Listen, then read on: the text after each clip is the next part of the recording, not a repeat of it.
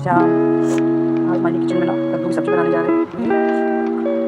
600 ग्राम कद्दू है वजन में। इसको पहले छील के छिलका भी निकाला है। मैं कद्दू की सब्जी बनाने जा रही हूँ। कटोरी में मैंने ये थोड़ा सा जीरा क्रश कर लिया है, कच्चा जीरा है, थोड़ा सौंफ पाउडर है, थोड़ा धनिया पाउडर है। इन तीनों को मिला लेंगे। कढ़ाई में सरसों का तेल डाला है, ये गर्म हो गया है।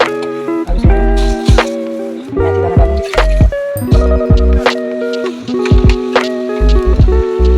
हरी मिर्च है,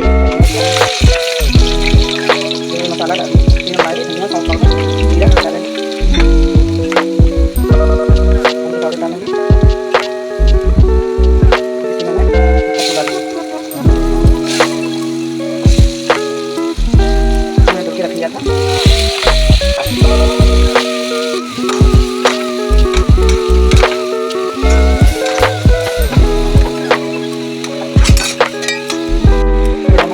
अपने स्वाद अनुसार डालेंगे।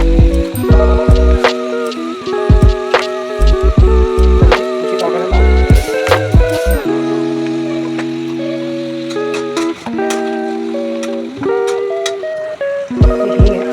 पानी में घोल लिया है, इसको मैं डालूंगी।